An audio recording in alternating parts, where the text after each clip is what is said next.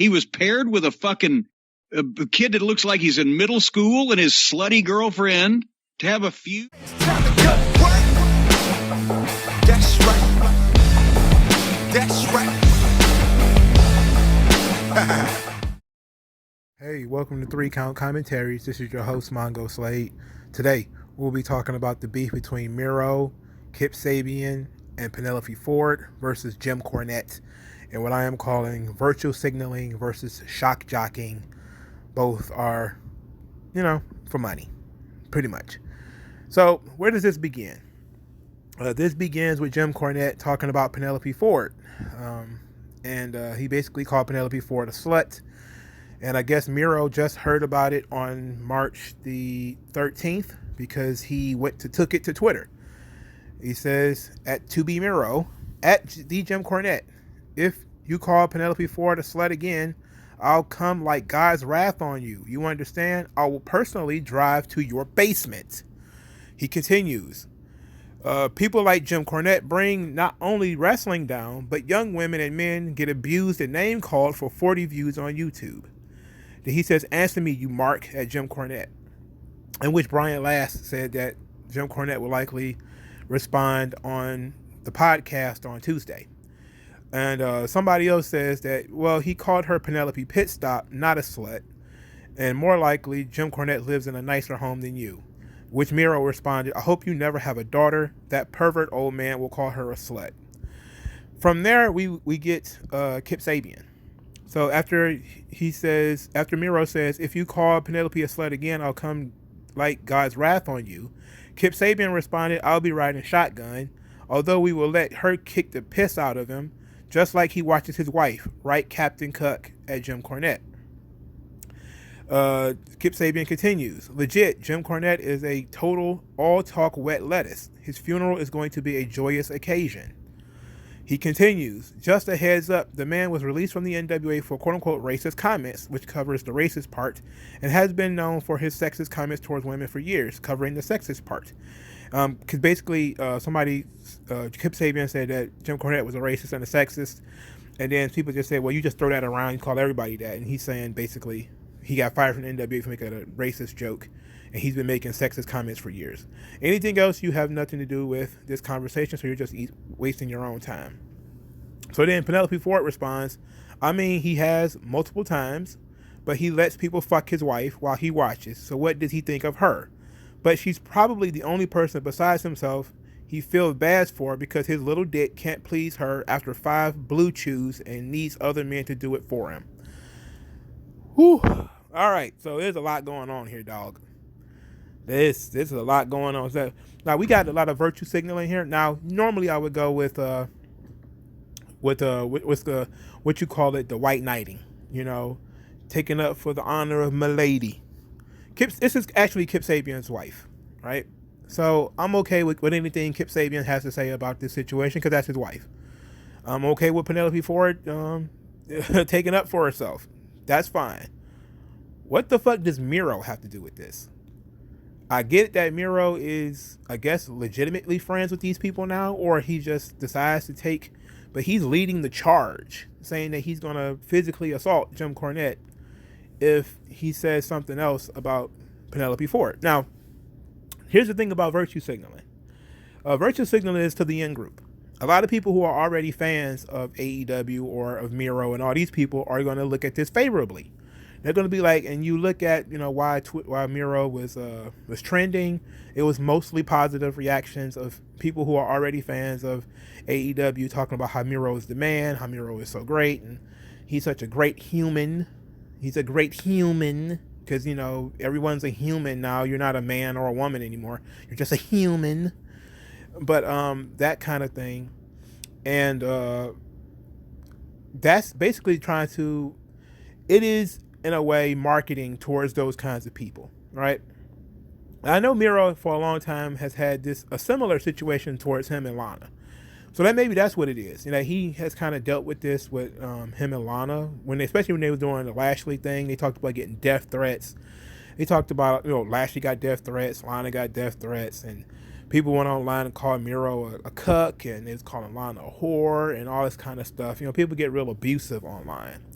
But as far as I'm concerned, the virtue signaling, bringing extra attention to it, does not really benefit anybody. Like, who is benefiting from this comment being exploded online?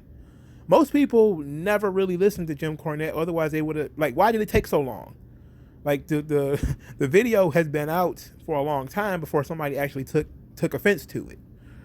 That means that the people who are offended didn't know it existed, right? So when you virtue signal, what you're really doing is you're quote mining. You're looking for something to get mad at, to bring out there, to remind people, hey, look at me. I stand up for women. I stand up for equal rights or whatever. That's, and you can feel how you feel about it. I don't particularly like it myself. But I also don't like shock jocking. And I think that's what Jim Cornette does a lot. He says a lot of very bombastic, very colorful things. Most of the time it's because that's just how he is. But, and that's just how a lot of people are. A lot of people are razor tongued in that way. They call women sluts and whores, and they call men pencil dicks and all that type of stuff.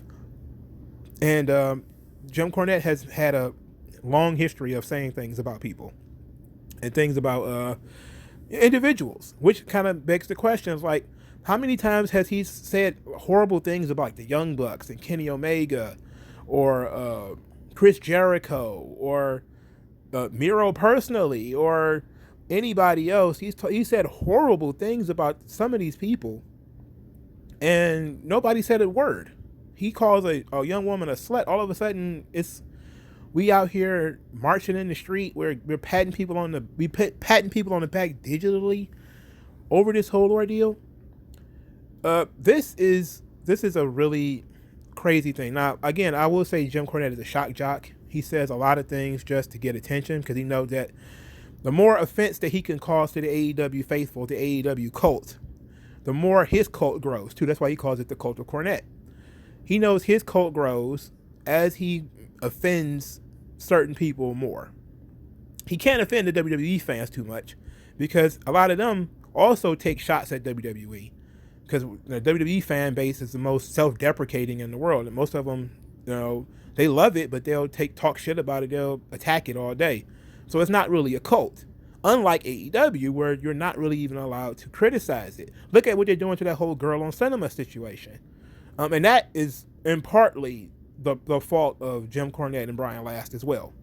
Because that started with Brian Last tweeting out Girl on Cinema's video, which got her a lot of attention in the wrestling space. Because I didn't know she existed until Brian Last tweeted that video out.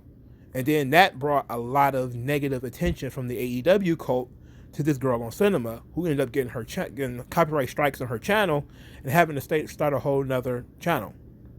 Like, that whole ordeal was partly because Brian Last and Jim Cornette had, or Brian Last at least, but who is only anybody listens to because of Jim Cornette. He's the co-host. Because he tweeted out her video, right? That was the only reason anybody even knew she existed, except for the people who may have watched her videos previously for other things that she had done. But most wrestling fans were not really interested in listening to like probably barely 20, if that, teenage girl talk about wrestling. A lot of people was not interested. But because Brian Last tweeted it out, that got a lot of negative attention. And that, of course, is what brought Tony Khan out to basically hit her, nuke her channel with copyright strikes. I don't know if her channel is going to be gone, but she basically has a new channel just for wrestling now. But this is all just the one big war. And I've seen some people, as far as the Girl on Cinema situation, pretty much have just pushed her into the Jim Cornette camp. I know she kind of facetiously has been siding with them anyway, of just basically saying, but she basically just doesn't like AEW. I don't know if she's a Jim Cornette fan or not, but she's kind of been pushed into that camp because they promoted her and said that, oh yeah, look, she's funny and she's talking shit about AEW and she's actually pretty good at it. And that brought the wrath of the cult down on him. I keep calling it a cult for a reason, because that's what it is. If you can't take criticism, you live within the cult. I couldn't imagine if Vince McMahon would have, firebombed somebody's channel with copyright strikes, that people would be defending him. I don't believe that will be happening. And you can ask yourself if you believe that would happen. Like, you see wrestlers defending them. Tony Khan doing this. Dax Harwood and Matt Hardy. Matt Hardy talked about the girl personally. Says like, well, she says that she's an internet nobody and in the mud. And I'm glad to see it. And when asked why, he said she made fun of me and my injuries. And then a bunch of other people was continuing on with it. It's like this kind of stuff is really ugly. But this is the shock jocking. This is what happens when you spend years and years being like, Rush Limbaugh or Howard Stern and saying just off the cuff crazy shit.